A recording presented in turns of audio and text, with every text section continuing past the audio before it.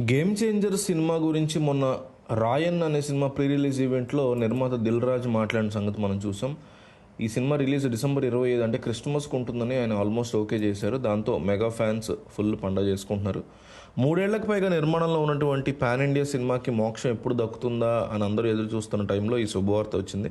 Pushpa 2 December 6న lock చేసుకుంది కాబట్టి December 20 లేదా 25 ఈ సినిమాకి అంటే గేమ్ చేంజర్కి మంచి డేట్ అవుతుందని డిస్ట్రిబ్యూటర్ అభిప్రాయపడుతున్నారు. అయితే ఈ డేట్ కనుక వస్తే తనకు కూడా ఏమీ ఇబ్బంది లేదని శంకర్ కూడా చెప్పేశారట. దాంతో దిల్ రాజు అన్ని సిద్ధం చేసుకుంటున్నారు. దీనికి 3 నెగిటివ్లు చూద్దాం. ఫస్ట్, ఆమిర్ ఖాన్ సినిమా ఉంది అదే వారంలో, సితారే జమీన్ పర్. ఈ సినిమా విడుదల అవ్వడానికి అదే డేట్ వాళ్ళు కూడా కన్సిడర్ చేస్తున్నారు బాలీవుడ్లో టాక్.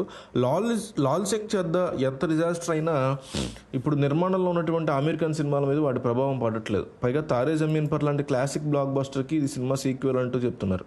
కాబట్టి నార్త్ ఇండియాలో భారీగా అంచనాలు ఉంటాయి. ఇప్పుడు టీం కూడా డిసెంబర్ 20 ఆప్షన్కి సీరియస్గా తీసుకుంటుంది. అదే జరిగితే నార్త్లో గేమ్ చేంజర్కి కాస్త థియేటర్ల పరంగా ఓపెనింగ్స్ పరంగా కూడా దెబ్బ తగులుతుంది, అందులో క్వశ్చన్ లేదు.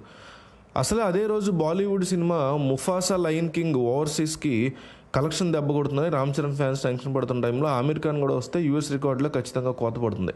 పైగా ఇండియన్ 2 పుణ్యవాణి శంకర్ బ్రాండ్ చాలా దారుణమైన రిస్క్లో ఉంది. కేవలం చరణ్ పేరు మీద మాత్రమే మార్కెటింగ్ చేయాల్సి ఉంటుంది. ఇది చాలదన్నట్లు Varun Dhawan, Keerthy Suresh cinema Theri remake Baby John కూడా డిసెంబర్ 25న వస్తుంది. దీన్ని బట్టి బయట మార్కెట్లో ఖచ్చితంగా సవాళ్ళు అయితే ఎదుర్కోవాల్సి ఉంటుంది ఈ సినిమా.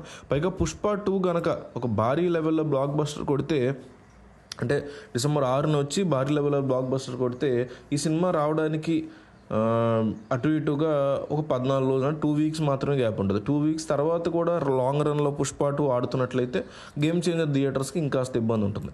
సరే, ఇది పక్కన పెడితే ఇక నెగిటివ్ పక్కన పెడితే పాజిటివ్లు ఏంటి అనేది చూస్తే, పుష్ప 2 రాకపోతే మాత్రం గేమ్ చేంజర్ కోసం విపరీతంగా జనాలు వెయిట్ చేస్తారు.